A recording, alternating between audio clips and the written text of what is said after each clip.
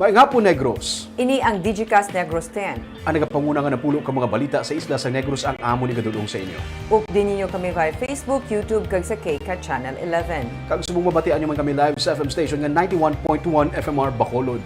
Kag yari ng top 10 nga mga balita sa Negros subong adlaw. 60 anyos ka taxi driver kasuwan bangod sa paghikap sa paa sa dalagita nga pasahero. PNP nagapanawagan nga untatana ang victim shaming. Basiwa Prime Water ipatawag sa alkalde sa Bacolod angot sa problema sa supply ng tubig. Minor de edad gikawatan sa bike sa isa ka teenager samtang nagapagunting, suspect nadakpan. Maskara sa Panaad, ginapaabot sini nga Maskara Festival 2022. Kag sa Good Vibes, waterfalls nga malapot lang sa salakyan kag motorsiklo sa tripping ni Roming.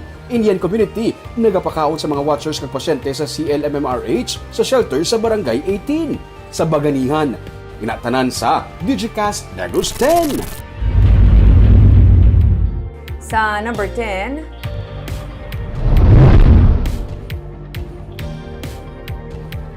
Bacolod Mayor Albi Benitez magapatawag sa Basiwa Prime Water agud masabat ang reklamo sa mga konsumidor angot sa water supply. Naglabot sa 132 responses ang nabato ni Mayor Albi Benitez sang ginunsar niya ang Citizen Water Watch sa iya nga social media page.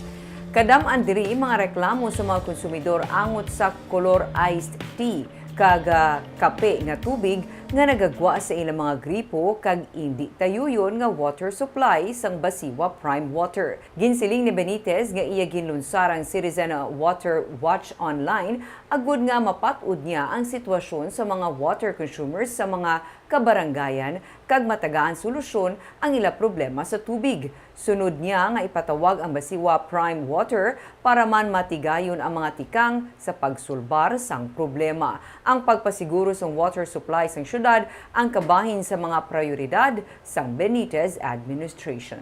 Sila, but the next move for this, patawag na din ang Prime Water for them to respond on these issues. But I would like to thank the 132 na responders sa Water Watch naton, no? Kay they will be probably doing justice sa mga iban nga wala tubig. So, ang next move ni is maybe our next meeting I will have an answer on the resolution na.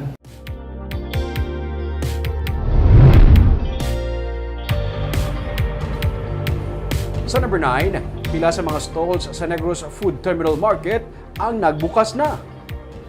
Nagsuguda sa pagbaligya sa pila ka mga stalls sa fish market kasubong man sa fruit and vegetable section. Samtang padayon naman ang pagpanghanda sa iban nga mga stalls. Sunod sa kay Provincial Administrator Fernando Diaz, sa karon libre pa ang renta nila kag magasugod sila sa pagbayad sa Agosto 15. Sunod sa kay Diaz, gid pa kamaayos ang probinsya ang pagkolekta sang renta sa matag adlaw para mas mangin mahapos sa mga vendors. Mga negrense ang maingin priority sa mga stalls. Pero sunod sa kay Diaz, kung wala naman siyang iban pa nga nagbid, ginatagan sa higayon ang mga taga Bacolod. Ang Negros Food Terminal Market, kunang daan nga palapala, isa sa mga ginalantaw nga makabulig sa local income sang probinsya. Stall occupants nga nagasugod na sa mga dry run, nagbutang tiles, nagbutang sa mga linoleum, improving their respective nga mga tapangko or stalls nga award sa ila. And some are even already selling. Hindi nakabuto ka bakal sa aton pamugas-bugas, aton isda, ready na nadra, ara na. So, rent-free pa siya. Rent will start on August 15. No? Dahil tama sa good collect. Daily basis na lang kita manukot.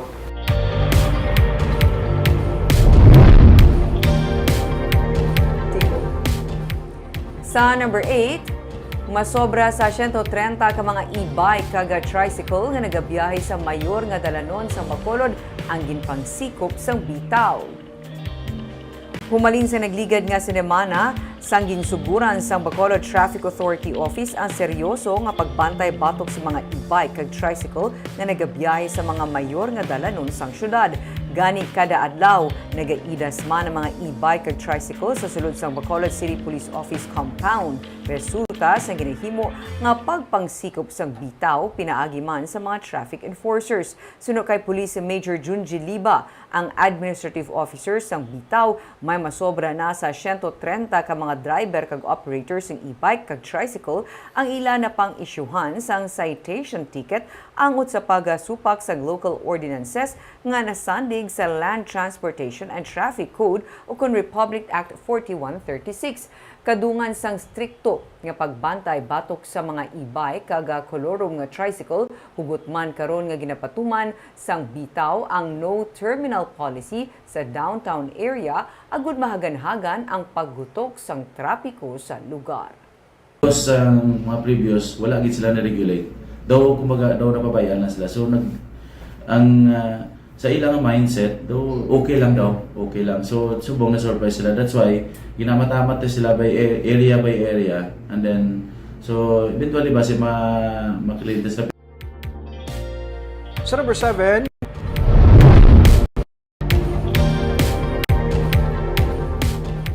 sa Bago City, sa kaminor de edad nga nagapagunting, ginkawatan sang bike.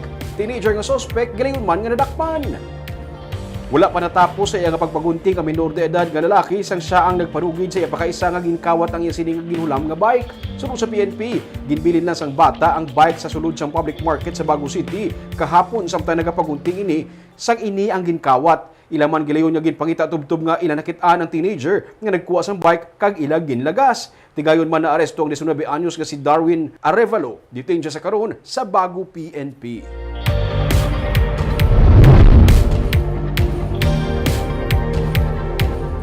Sa number 6, mga nagkapalagyo nga NPA liwat nagkaengkwentro sang Army sa Himamaylan. Isa liwat kaengkwentro ang nagluntad sa nga kahapon sa Barangay Buena Vista sa Himamaylan City sa tunga sang Army kag New People's Army. Ang nagkaengkwentro sang tropa sang 94th Infantry Battalion amo ang mga rebelde nga nagpalagyo sa nagluntad man nga bayluhan ang lupok sa amo nga lugar sang Miyerkules kung sa diin isa ka NPA member ang napatay. Sila ang na-track sang Army sa buligman sa mga pumuluyo. Na-recover sang Army sa encounter site ang isa ka M16 rifle, duha ka caliber 45 pistol upod sa mga propaganda materials kag iban pa nga dokumento. Samtang nakilala naman ang napatay nga NPA member sa enkwentro sang Miyerkules. Siya amo si Anthony Ariola nga miyembro sang Central Negros Command 2.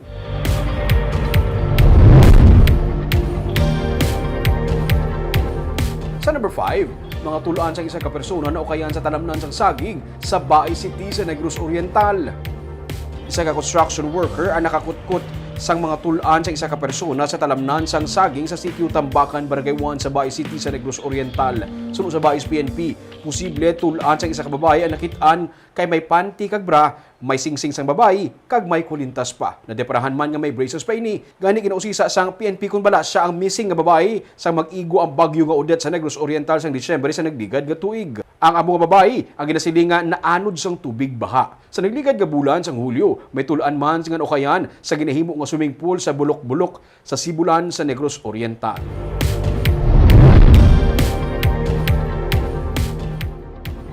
Sa number 4, sa Banwa sang Calatrava, asset sang Army ginpatay sa nagpakilala NPA. Patay ang isa ka asset sang militar nga si Renato Estrebelio matapos iniging tiro kay nasang kaagahon sa mga nagpakilala miyembro sang New People's Army sa Barangay Marcelo sa Calatrava. Sunod sa PNP, ginpangita si Estrebelio sa ilang nga balay sang 5 ka armado nga una nagpakilala miyembro sang Army. Sang magwa ang biktima siyang gindala na sa gwa kaga dito na siya gintiro sang makapila ka beses. Matapos ang pagpaniro, nagpakilala man gilayon bilang katapos ng NPA ang mga suspect. Posible nga may kangtanan sa iya koneksyon sa Army ang rason sa pagpatay sa mga rebelde kay Estrebelio suno sa PNP.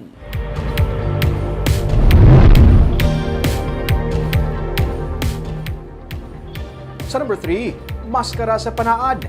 Ini kinalantaw nga matabo sa patigayunon nga Maskara Festival sini nga tuig. Sunod sa kay Provincial Administrator Fernando Diaz, isa sa kinatun-an subong amo ang magamit ang Panaad Stadium kag mga LGU booth sa Panaad para sa expo sa tion sa Mascara Festival. Nagsulat si Mayor Abby Benitez sa probinsya nga nagahingyo kung pwede mahanda ang Panaad para sa Mascara Festival. Pinapadasig na sa karon ang ginapatigayon nga construction sa Panaad base man sa mando ni Governor Eugenio Jose Lacson para sa deadline. Sunod sa kay Diaz, do kasubong sa Panaad Festival, magabukas ang mga LGU booth. Si Victoria's Mayor Javi Benitez, amo ang sa karon nga presidente sa Negros Association of Chief Executives, ang nagapakig-angot sa mga alkalde para diri. Ang amo nga hilikoton sunod sa kay Diaz, ang kabahin sa pagtibong sang turismo sa probinsya kag Bacolod, kag pagpakita man sang synergy sa tunga sang syudad kag Negros Occidental. Kabahin sa gintalakay amo ang Negros Trade Fair sa Glorieta sa Makati. So, masugod siya sa October 1 and ma-end siya sa 22, I think. No? So, ang aton to construction, by order man ni Gov, dogin papaspasanta na so that we can meet the deadline nga ginahatag sa aton. Duma-open ni siya ba dito? Like, just ang mga booth mo open? LGU booths, yes. Because with Mayor Javi Benitez being the president ng ACESTA, they are working and talking together with all the mayors nga manhidlaw maguro sa Panaad, no? Maskara sa Panaad. Daw mo na magwa sa nato. So may events man dito. May events man ta, no? And Sa number 2, pila ka mga sugar groups na gaabi-abi sang pagveto sang presidente sang sugar importation. Ang Asociación de Agricultores de la Carlota y Pontevedra Incorporated o kun AALCPI, ang La Carlota Milk District Multipurpose Cooperative kag United Sugar Producers Federation ang nag-abi-abi sang pag-scrap sang Sugar Order No. 4 na nagatugot sang pag-import sang 300,000 metric tons sang kalamay. Suno kay David Alba, ang General Manager sang AALCPI kag LCM DMPC, hindi nagakaigo ang amo nga pag-import labi na nga nagsugod na galing ang 5 ka sentral sa probinsya. Sila nagapasalamat kay Presidente Ferdinand Marcos Jr. Suno kay Alba, iga-recommend nila sa Presidente ang pag-reverse ang Sugar Order 3 kag tigaylo i-release ini para sa mga consumer kag retailer para masabat ang ginalantaw kakulang sa supply sang kalamay sa pungsod. Suno kay Representative Dino Yulo nga anay board members ng SRA, wala pa naubos release ang gin-import gikan sa Sugar Order No. 3 nga para sa mga industrial users. May problema man sa supply pero nagapati siya nga tuman kadako ang ginuso sadto nga pag-import sang 300,000 metric tons. Nagapasalamat man si Unifeda President Manuel Lamata sa nangintikang sang presidente kag nagaupod sa panawagan ni Senator Amy Marcos nga revamp sa Department of Agriculture kag SRA sa tunga sang investigasyon nga ginapatigayon sa ginasiling ginpagwa nga illegal nga Sugar Order No. 4. Samtang hindi naluyag pa ni Vice Governor Jeffrey Ferrer nga magpagwa sang pahayag angon sa isyu kay SRA Administrator Hermenegildo Serafica karon nga may ginapatuman na nga investigation. Sunod sa Vice Gobernador, may ipadala na lamang siya nga dokumento angot diri. Damlag pa nagduso si Ferrer sang pagkakas kay Serafica bangod sa mga reklamo batok sa iya. Kag sa numero 1 sa mga balita, subong nga adlaw.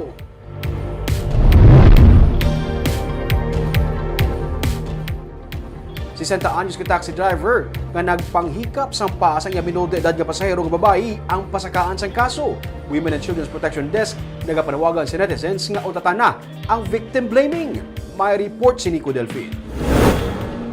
Ining nag-viral nga video nga ginpost sa social media sang 16 anyos nga pasahero nga babayi sang ginhikap sang taxi driver ang iya nga paa. Ang biktima nga yara sa front seat ang nagpadulong sa Barangay 28 sang natabo ang pagharasa iya sang Miyerkules.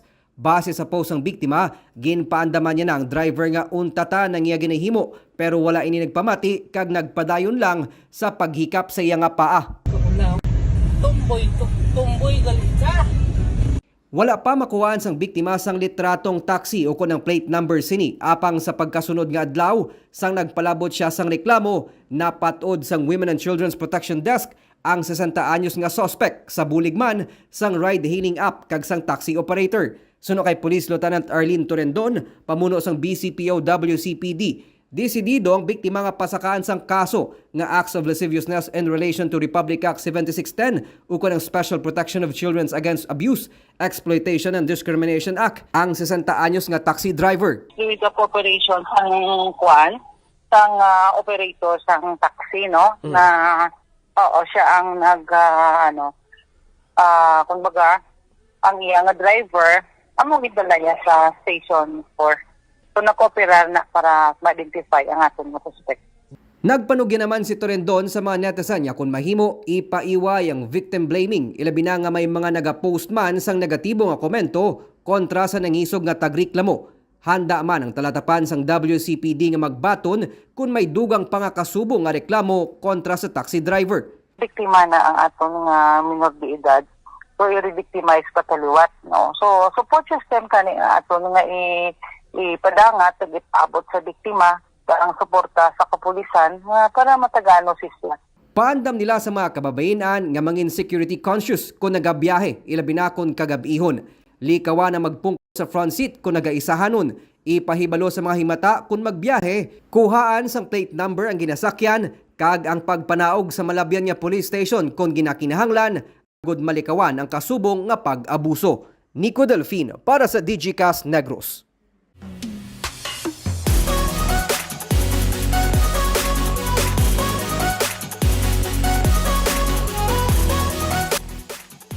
Weekend na naman, yari na naman ang pabalo namon sa inyo nga pang good vibes. Gusto mo magpaliwaliwa, mag-nature tripping pero hindi ka gusto maglakat sang malayo. Gusto mo chill lang. Gusto mo duara ka sa sulod sang forest ang vibes. May matugnaw nga tubig, sang busay, nga panaliguan, kag matahom nga view sang waterfalls. Ang amo nalabot nga lugar, suwakid para sa imo. Mga isa kag tunga ka oras ka drive, halin sa Bacolod, malapot mo na ini. Sa lakyan man, motorsiklo, pati bike, maka-parking mismo sa atubang lang sang busay. Diin, upunta buwas sa tripping ni Ruming at 10 a.m.